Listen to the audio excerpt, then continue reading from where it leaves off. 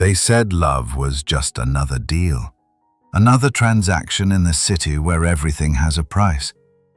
But in Lagos, sometimes the cost isn't money.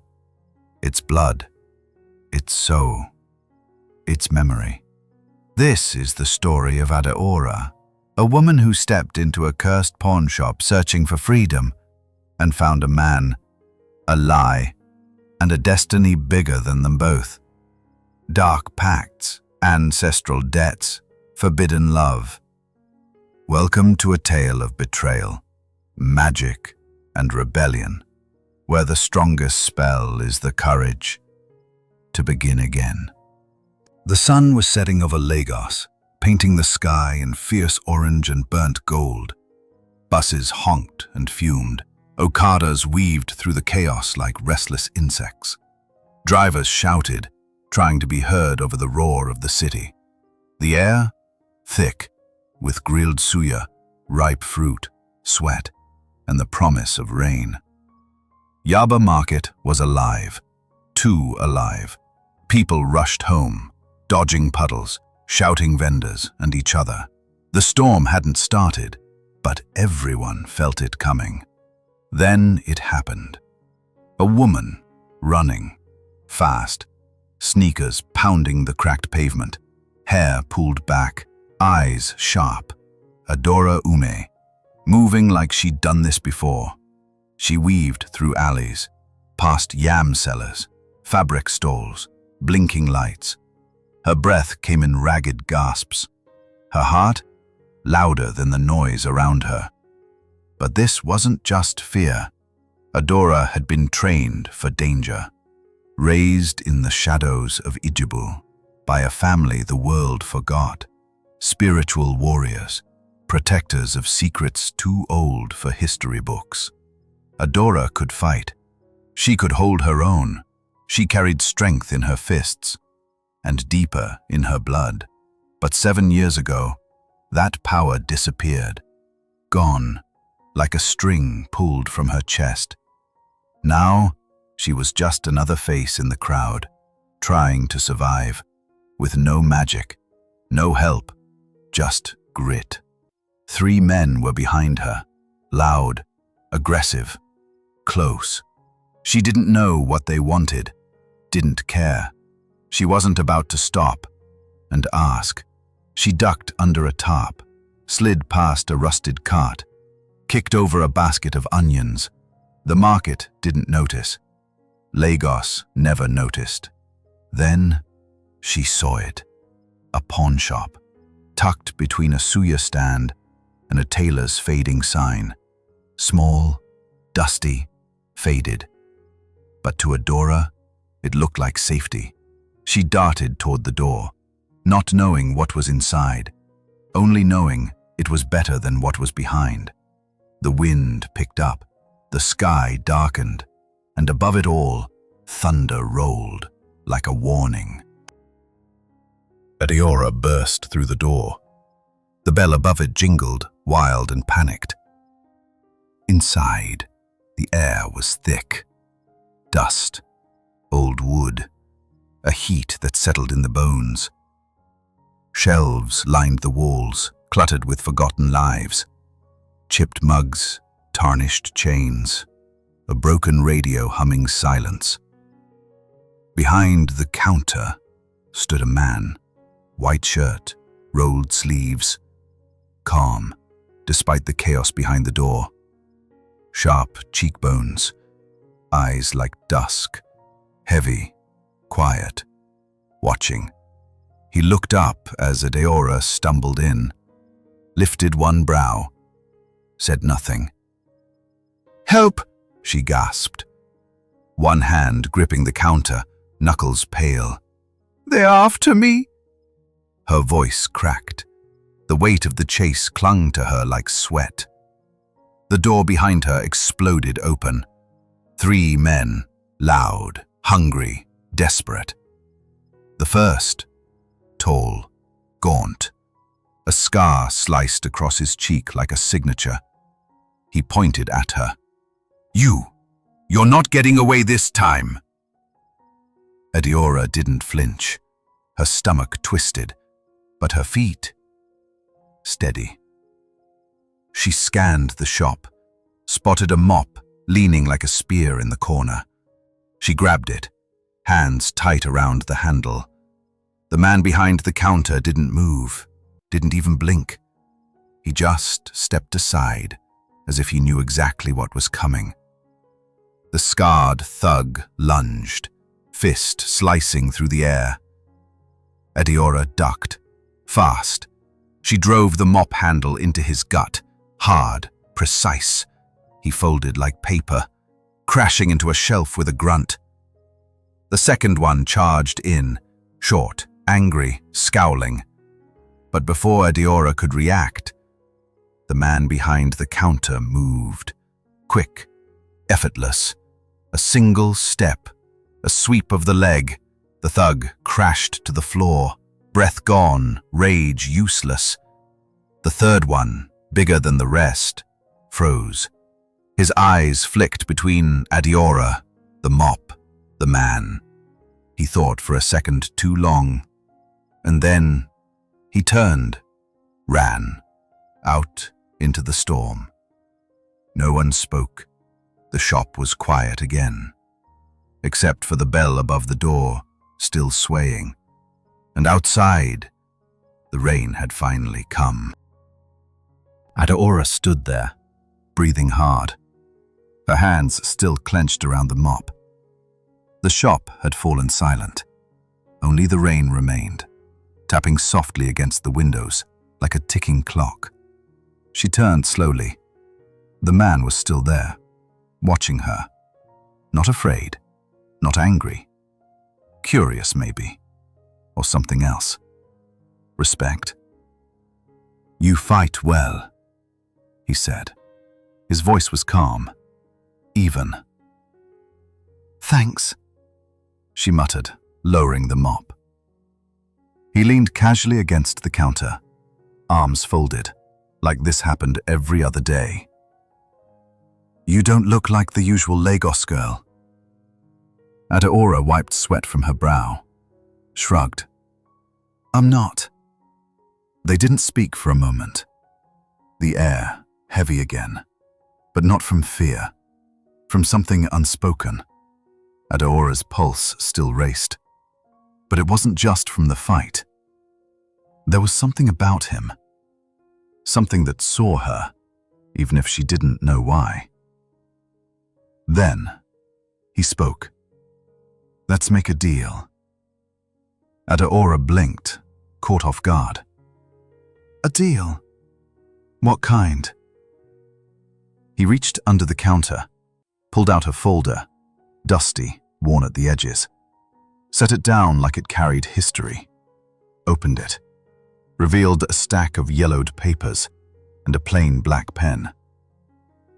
"I need someone to help me solve a problem," he said. His voice never wavered. "A big one. I need you to have my child." Adaora froze, stared at him, then laughed, sharp, brief, disbelieving. "You're joking, right?" "I'm serious." Still calm, still steady. "You'd be taken care of. Money, safety, everything you need. You'd never have to worry again." The laughter caught in her throat. She studied him now, really looked. His face was unreadable, but his eyes, they meant it, every word. She stepped back, shook her head. "I don't even know your name." "Jide Owolabi," he said, and then nodded to her. "And you?" "Adaora Ume." "Now you know." The shop felt smaller now, cut off from the chaos outside. The rain was louder, steady, constant. This place, it felt like her, trapped between two worlds. Not quite one thing, not quite another. For 7 years she'd lived like this, alone, working odd jobs, hiding the shame of lost magic. Now, this stranger was offering her a way out. even if it sounded insane. "Why me?" Her voice was soft.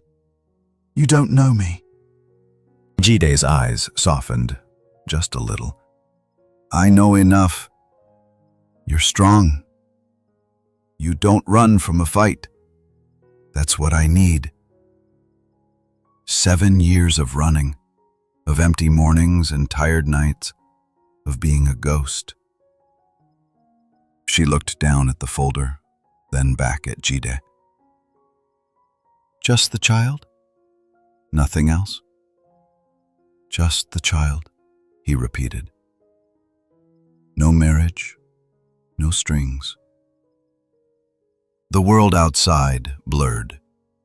Inside, it was just the two of them. Adora's hand hovered above the pen. Her stomach churned. Her mind screamed. But somewhere deeper, something stirred. Old. Fierce. A fire she thought had died. "What happens after?" she whispered. Jide met her eyes, steady. "You live. Better than you have been." Adaora closed her eyes. Then she signed. The scratch of pen on paper was louder than thunder. Jide folded the contract, tucked it away. His face was unreadable, but something in his eyes had changed. Relief? Regret? "Welcome to the pact," he said softly. Adaora stood still, the weight of the decision settling on her shoulders. But this time, she wasn't running. The rain poured outside. The city roared in the distance. And deep inside her, a spark stirred. Faint, but alive. She didn't know what came next, but she knew this. She was no longer alone. The Lagos rain had stopped by morning. But the city was still restless. Puddles lined the streets like fresh wounds, reflecting a dull gray sky. Vendors shouted, cars honked, and the noise never stopped. Inside a small one-bedroom flat in Yaba, Adaora Ume sat by the window. In her hands, the contract. Crumpled. Familiar now. Jide's signature still bold at the bottom. She should have felt something. Relief. Security. A fresh start. He'd promised her a new home. Money. Safety. And yet, her stomach twisted. Heavy. Cold. Like she'd swallowed a stone. Her phone buzzed on the table. Adaora flinched. She reached for it, checked the screen. A message from an unknown number. "Come to Emerald Pawn Shop, 9 a.m. Let's finalize the agreement. Jide." She exhaled slowly, rubbed her tired eyes. Finalize. What did that even mean? She'd already signed, already made the deal. But now it felt like the deal was just beginning. She stood up, pulled on her only decent jacket, a faded blue one. Still okay. Still hers. She tied her braids into a bun. Quick, quiet, focused. She locked the door behind her, stepped out into the thick Lagos morning.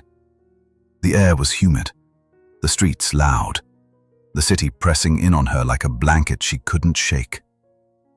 She kept walking, toward the pawn shop, toward Jide, toward whatever came next.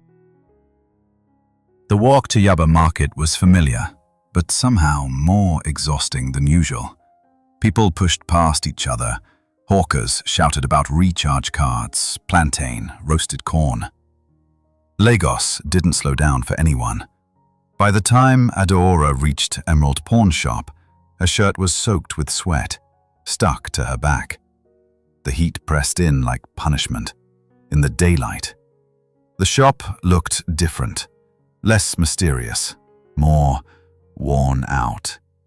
The faded sign above the door creaked in the breeze. Dust streaked the windows like old tears. It wasn't a place that invited trust, but Adaora pushed the door open anyway. Jide stood behind the counter. Same crisp white shirt, same stillness, same eyes, calm but alert, like he was always ready for something to go wrong. He straightened when he saw her. A small smile tugged at his lips. "You came," he said. "I signed," Adaora replied, arms crossed. "Didn't have much choice, did I?" Jide's smile faded, but he nodded. "Fair enough. Let's talk about what's next." He slid a folder across the counter. Inside, a set of shiny apartment keys, a debit card, and some papers, stamped official. Adaora raised an eyebrow. "Your new place is in Lekki, Phase 1, Jide said. "Rent's paid for 5 years. You'll get money every month too, enough to live well." Her fingers brushed the keys. Cool, smooth, strange. It sounded too easy, too complete. "You've got everything planned out, huh?" Jide leaned back, his voice steady. "I don't do things halfway. Not anymore." There was something in his voice, heavy, like a story was sitting just behind his teeth, waiting. Adaora studied him, trying to understand the man she'd just tied herself to. She picked up the keys, picked up the card, but left the papers untouched. "You said no strings," she said. "Just want to make sure you're not changing the deal." Jide met her eyes. "No strings," he replied. "I meant it." Then he exhaled. "But you deserve to know the whole story. 7 years ago, I wasn't this guy." He motioned to the dusty shop, the plain shirt, the quiet life. "I was climbing the ladder in my family's business, real estate, billions in assets. Everyone thought I'd take over one day." He paused, jaw tight. "Then it all fell apart. Someone in my family betrayed me, spread lies, made it look like I ruined everything. I got fired 28 times, different companies. People who once begged to be near me, they vanished. I became a nobody." Adaora didn't speak, but she knew the feeling. She knew what it meant to lose everything, to be forgotten, to carry shame like a second skin. "Now I'm back," Jide continued. "My family wants me to fix their name. They've arranged a marriage to a woman from another business empire. It's all written out, all corporate. But I'm not doing it their way." He looked at her. "I chose you, Adaora. Not for love, not yet. But because you're strong. Because of something tied to my family's past. A debt they owe. I need someone like you to help me break free." Her throat tightened. The deal suddenly felt bigger, like she was stepping into a game she didn't understand. "So what am I really signing up for?" she asked, barely above a whisper. Jide didn't blink. "Exactly what I said. You have the child. I take care of you. When it's done, we walk away. No lies, no love story. Just the deal." Adaora's hands curled into fists. It sounded cold, too cold, and yet there was honesty in it. A strange kind of comfort. He wasn't pretending. He wasn't trying to romance her. Still, the weight of it pressed into her chest, hard, unrelenting, like the sound of the city outside, always there, even when you tried not to hear it. Before Adaora could respond, the door slammed open. The bell above it shrieked. metal against silence. Two men stormed in, sharp suits, sharper faces. Trouble, in tailored form. The taller one had a shaved head, a gold watch, a voice like a blade. "Mr. Owolabi," he barked, "the family demands you come to the estate. Now." Jide didn't move. Not at first, but Adaora saw it. The way his shoulders stiffened, the cold stillness behind his eyes. "I'm busy," he said, cool and quiet. The shorter man stepped forward. His voice was harder. "This isn't a request, Jide. You know what's at stake." Adaora watched him closely. This wasn't about a meeting. It wasn't even about business. It was deeper, older. Something was pulling at him. Something heavy and ancient. He wasn't just carrying shame. He was carrying legacy. "Go," Adaora said. Her voice surprised even her. "Handle it." Jide turned, met her eyes. For a second, he looked almost stunned, then grateful, like her words had given him room to breathe. He nodded, grabbed his jacket from the chair, and walked out behind the men. The door swung closed. The bell rang one last time, and then silence. Adaora stood there, alone. The folder still open in front of her, the apartment keys in her pocket, the debit card, the promise of comfort wrapped in uncertainty. But nothing felt easy. Nothing ever did. Outside, the clouds were gathering again. The air was thick, the kind of thick that only comes before a storm. Adaora didn't know what came next, but she knew this much. She wasn't turning back. Not now.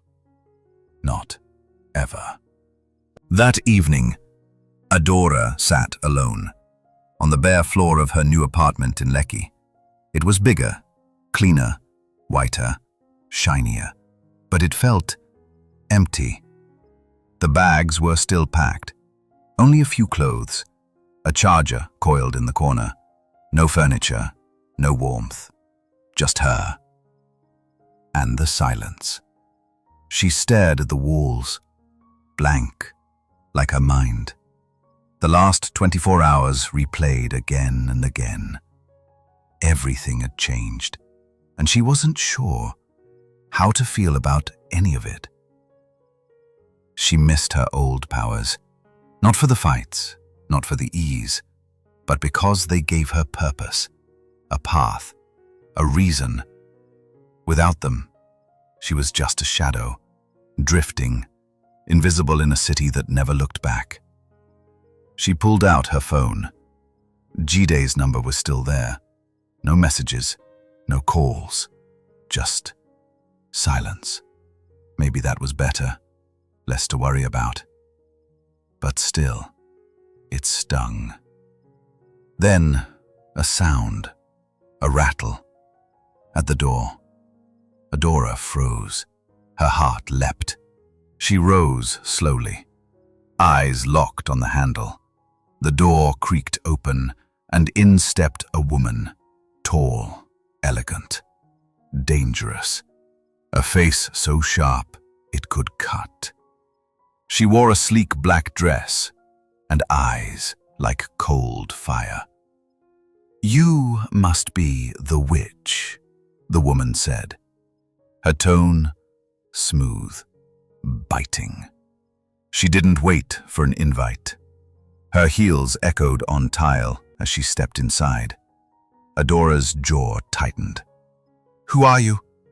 The woman smiled, but her eyes stayed dead. "I'm Ifeoma Owolabi, Jide's cousin." The real heir to the family's money, Adaora crossed her arms, her pulse rising. "What do you want?" Ifeoma's smile sharpened. "I came to warn you," You think you've won something, don't you? You think Jide picked you because you're special. But you're not. You're just a tool, girl. A pawn in a game older than you can imagine. Anger sparked in Adora's chest. Hot, unwelcome, but steady. She stepped forward. I don't care about your family's drama. I'm not here to fight for anyone. Ifoma laughed. Light. Mocking. Good. Because you'd lose. She turned. Walked out. Her heels tapped like gunshots on tile. The door clicked shut behind her. Adaora stood still, hands clenched, her nails biting into her palms. Her heart pounded, but not from fear. She'd faced worse than Ifoma. Demons, betrayal, the death of everything she used to be. And she survived it. She would survive this too. She had to. The days after the meeting dragged on like a bad dream.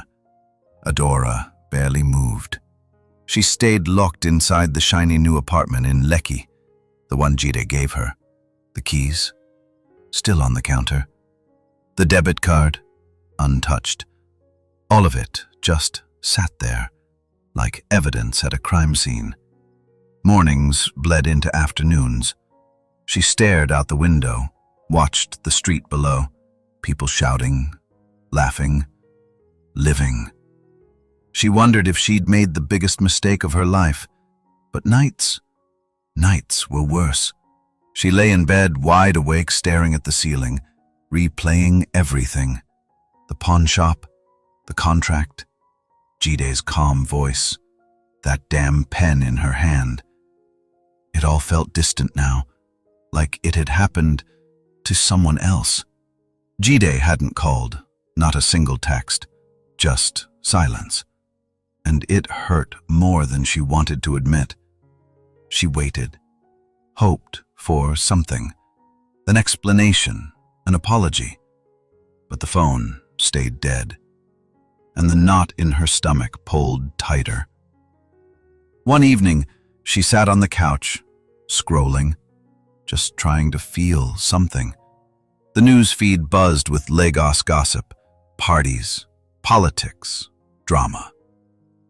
Then, a headline, big, bold, unmissable. Jide Owolabi, new CEO of Owolabi Holdings, set for arranged marriage with business heiress Amara Eze. The words slammed into her. CEO? Arranged marriage? Her phone slipped from her hand, hit the floor, hard. She stood, paced the room, breathing heavy, her fists clenched. So that was it. She was just a tool, something to use and throw away. The heat rose in her chest. She couldn't sit still, couldn't just take it. She grabbed the keys, the car keys he'd given her, the sleek new car parked downstairs, another piece of his deal. She slammed the door behind her. Didn't care who heard. The Lagos evening hit her hard, humid, alive, unforgiving. She slid into the driver's seat, hands shaking, eyes burning. She didn't know exactly where she was going, but her heart knew. Back to the beginning. Back to Emerald Pawn Shop. The drive through Lagos was a blur. Honking cars, bright lights. A city alive but distant. By the time Adaora pulled up to Yaba Market, the sky had turned deep purple. Emerald Pawn Shop looked the same. Old, tired. Like it was hiding secrets it couldn't bear to tell. She pushed the door open. The bell jingled. Inside, Jide sat at the counter, flipping through a ledger. He looked up, calm. Still, like he'd been waiting for her. Adaora, he said. A nod. Nothing more. She didn't waste time. She marched to the counter, pulled up the article on her phone, slammed it down. What is this? Jide glanced at the screen for half a second, then back to her. It's not your business. Cool. Detached. Adora's voice rose, hands trembling. Not my business? You asked me to have your child, Jide. You pulled me into this, made me sign that contract, and now you're acting like I don't even exist? Jide stood, tall, calm, unflinching. Our deal was clear. No strings, no drama, no expectations. You agreed to that. Her voice dropped, quieter now, shaking. You used me. You made me trust you. And you knew you were hiding things. For the first time, Jide's composure cracked. His shoulders slumped. His voice softened. I didn't have a choice, Adaora. My family, they planned my life before I was born. This deal with you, it's the only thing I've done for myself in years. Adora's throat tightened. She knew that feeling. Trapped, powerless. But knowing didn't make it okay. You could have told me, she said, voice raw. You could have been honest. Jide met her eyes. I didn't want to drag you into a life you'd hate. I thought this way was cleaner. Adaora laughed, but it was bitter, empty. You call this clean? I gave up everything for this deal, Jide. I trusted you. Silence fell, heavy, thick, like a wall neither of them could break. She turned, hands balled into fists. I never should have signed that paper. I never should have trusted you. She walked out. The door slammed behind her. Outside, the air was cooler, but the storm inside her raged on. Adaora leaned against the wall, eyes closed. The city buzzed around her, vendors shouting, cars honking, life moving forward. But she had stopped. Changed. She pressed her palms to the wall, trying to steady herself. She felt betrayed, alone, foolish, but not broken, never broken. She was still Adaora Ume, the girl who lost her powers, survived Lagos, fought off thugs with a mop. She didn't need magic to move forward. She just needed herself. She pushed off the wall and walked toward her car. The sky had darkened. Stars peeked through the dusk. Whatever came next, she'd face it head-on. She had no other choice. Back inside Emerald Pawn Shop, Jide sat alone, staring at the door Adaora had stormed through. His hand rested on the old ledger. Its pages filled with faded ink, records of deals made and broken long before he took over the shop. He closed it slowly. His fingers lingered on the worn cover. The pact had seemed simple, a clean agreement. She'd have his child. He'd take care of her. They'd both walk away. But nothing about Adaora was simple. The way she fought, the way she looked at him, the way she called him out, it all made him question himself. For years, Jide had played by his family's rules, even when they crushed him. This deal, it was supposed to be his one act of control, his way out. Now, he wasn't so sure. He leaned back in the chair, rubbed his face with both hands, tired, worn, human. The gossip about the arranged marriage, not a surprise. His family loved leaking stories, loved using the press to keep him in line, but seeing the hurt in Adaora's eyes, that shook him. He hadn't meant to lie, not really. He just didn't know how to tell her the truth, that his family's expectations were a cage, and she was his only way out. His phone buzzed on the counter. He didn't check it. Didn't need to. He already knew who it was. His family. Again, demanding he return to the estate, sign another contract, play their game. But Jide was tired of games, tired of being their pawn, tired of pretending he didn't feel anything. They still held power over him, over his future, his image, his secrets. Secrets he couldn't escape. For the first time in years, Jide wasn't sure what he'd done. Was this the smart move? Or had he just ruined everything? He looked at the ledger again, then pushed it away. The answers weren't in there.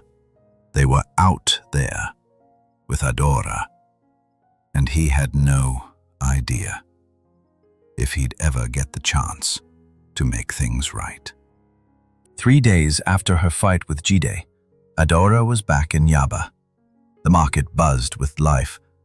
Vendors shouting, okadas zigzagging, the smell of fried yams and ripe mangoes thick in the air.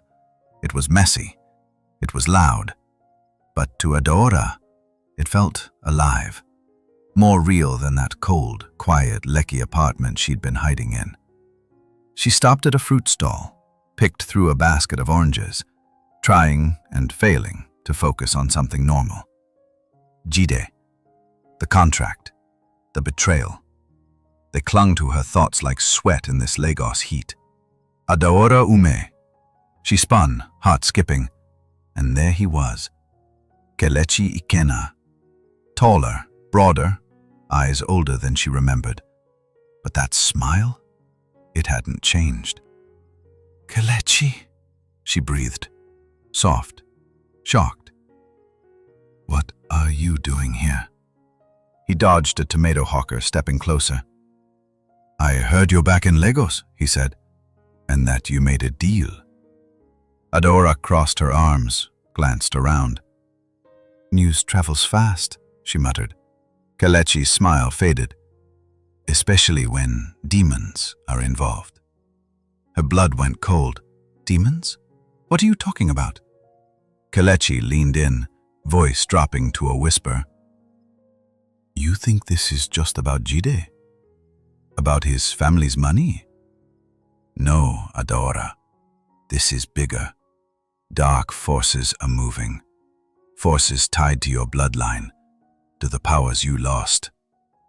They're not letting you go that easily. She clutched the orange in her hand, fingers trembling. What do you mean? She whispered. Kelechi's eyes turned grim. That contract you signed. It's not just a deal with Jide. His family made a pact, years ago, with Ogbanje spirits. That pawn shop? It's cursed. Every contract signed there ties your soul to something you can't see. Adaora's knees almost buckled. She set the orange down slowly, hands shaking. I'm trapped? Kelechi nodded, heavy, reluctant. Yes. And unless you break the original curse, no amount of running or fighting will free you. Her heart thundered, but she wasn't the girl who gave up. Then tell me how to break it, she said. Voice firm, final. Kelechi hesitated. It'll cost you. Maybe more than you're ready to pay. I don't care, she snapped. I want my life back. Tell me what I need to do. He studied her, really studied her. And then he nodded. Okay. But first, you need the whole truth. About Jide, the pawn shop, and what it'll take to be free. Adaora swallowed, nodded once. Fine, but not here. Kelechi pointed to a roadside tea shop.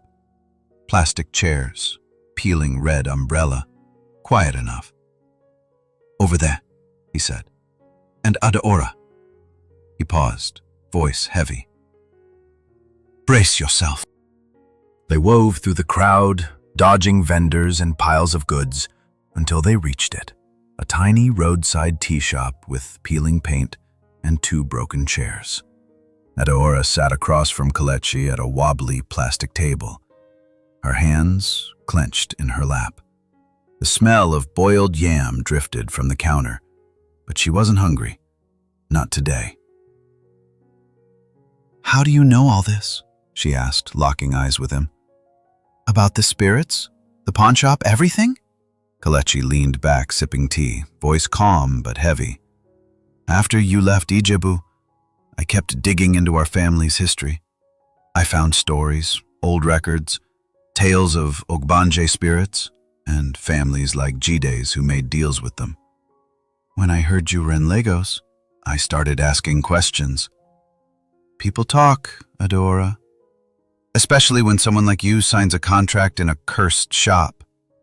So what's the curse? What did these spirits want?" Kelechi didn't flinch, his voice lowered.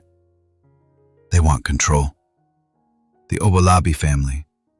They promised the Ogbanje loyalty in exchange for power. Every generation pays. Sometimes it's a marriage, sometimes a child. Jide's deal with you? It's part of that bargain. And me? What am I? Some magical prize?" Kelechi nodded. "Exactly. Because of your bloodline, your warrior ancestry, your soul carries weight. To the Ogbanje, you're not just a vessel. You're a weapon." Adaora's fingers tapped the table, once, twice, then curled into a fist. "I'm not waiting around to be someone's pawn," she snapped. "Tell me how to break it." Kelechi leaned forward, eyes locked on hers. "It starts with the original contract, the first one, the real one, signed between the Owolabis and the Ogbanje. It's hidden, probably in the pawn shop. If you can find it and destroy it, you might break the curse. But they'll fight back, the spirits and the family. They won't let you walk away. I don't care. I'll do it, whatever it takes." Kelechi gave her a slow, proud smile. "I knew you'd say that. But be careful, Adaora. This thing, it's bigger than all of us." They stepped out of the tea shop. The market still buzzed with life, but something in Adaora had shifted. A fire lit behind her eyes, a new clarity in her breath. She didn't fully trust Kelechi, and maybe she never would, but she knew one thing. She was done hiding. The spirits wanted her soul. The Owolabis wanted control. But Adaora Ume, she wanted freedom. And now, she was ready to fight for it. Miles away, in a mansion carved from old money and new power, Jide Owolabi sat at a long mahogany table. The room? Gold-trimmed, crystal chandeliers, air so cold it felt like another country. Around him, his mother, aunts, uncles, and men in tailored suits with sharp eyes and colder hearts. They talked of contracts, mergers, a legacy wrapped in money and manipulation. His engagement to Amara Eze, a woman he barely knew, was being arranged like a business acquisition. But Jide wasn't listening. Not to the voices, not to the deals. His mind was back there, in a dusty shop, with a woman whose eyes burned through him like fire. Adaora. He saw the way she looked at him. Hurt. Betrayed. Like she'd handed him her last piece of trust. And he'd broken it. "Jide, are you even listening?" His mother's voice, all edge and pressure. He looked up. Her nails clicked on the table like gunfire. "This marriage is your duty," she said. "It will save this family." Jide forced a smile, tight, hollow. "I understand, mother," but he didn't. Not anymore. Duty had been his cage for years. He'd followed the rules, buried his wants, covered his family's sins, but now all he could think about was Adaora, the pact, the guilt, the silence. "Everything okay?" His uncle leaned in. "You look distracted." Jide straightened, calm, calculated. "I'm fine. Just thinking about the business." His uncle nodded, but didn't believe it, didn't need to. Jide wasn't thinking about stocks or board seats. He was thinking about her, and the deal that was no longer clean. The engagement terms were simple. Marry Amara, secure the family's wealth, bury the pawn shop deal, bury Adaora, but he couldn't. He'd made a pact, not just with ink and paper, but with a woman who didn't deserve to be part of this curse. And now, something was unraveling. He could feel it, like thunder behind the clouds. When the meeting ended, Jide stood, excused himself, ignored his mother's glare. He needed air, space, something to clear his head. But deep down he knew. No air was clean enough to fix what he'd done. The storm was coming, and this time, it had his name on it. Adaora sat at a small table in a quiet cafe on the edge of Surulere. The lights flickered. The tea in her hands had gone cold. Across from her, Kelechi, a face from her past, now holding the future in his hands. Jide's family didn't just get rich, Kelechi said. They got debts. Not money debts, spiritual ones. Adaora leaned closer, her voice barely a breath. Debts to whom? The Ogbanje, he replied. Old spirits, tied to broken promises and cursed families.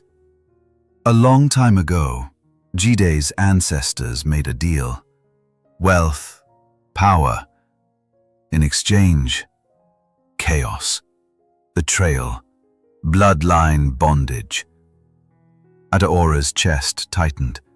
She gripped her cup until her knuckles turned white. It sounded like a fable.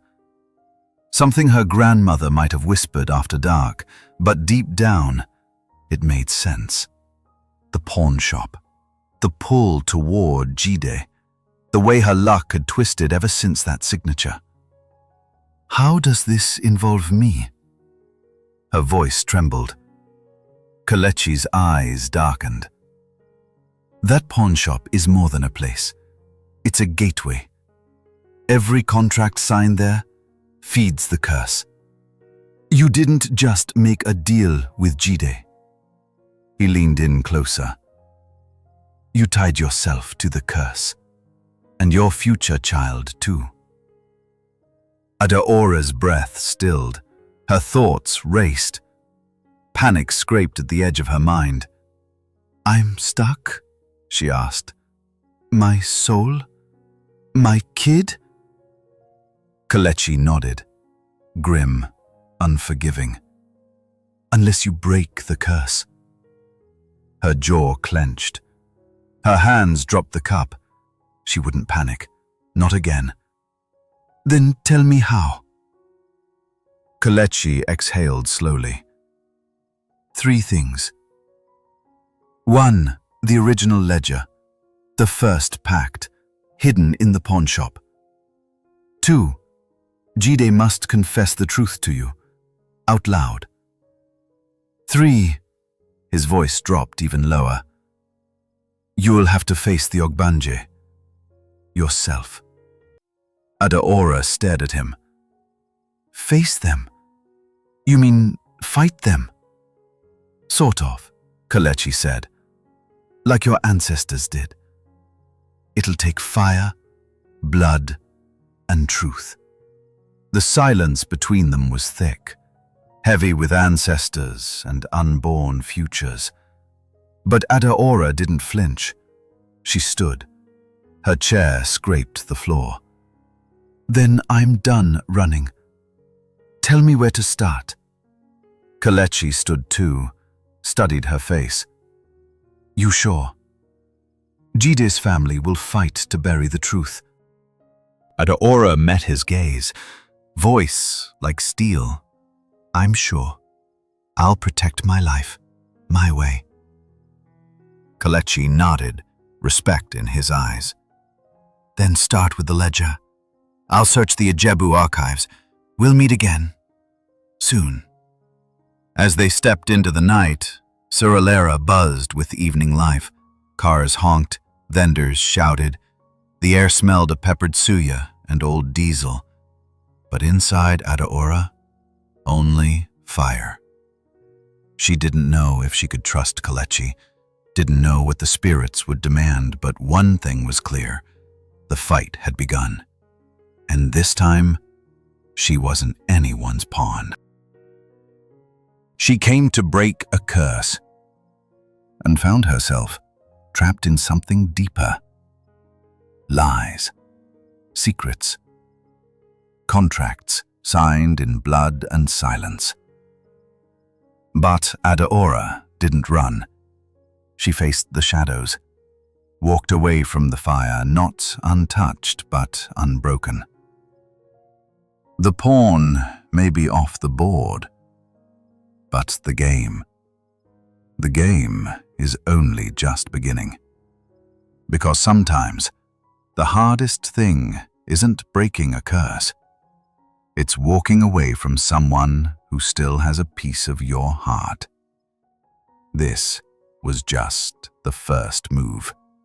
The war for her soul and his starts now. If you've been holding your breath like we have, drop a comment below and tell us how you felt about part 1. What would you do in Adaora's shoes? And if you haven't already, make sure to subscribe, because part 2 is coming. And trust me, you haven't seen anything yet.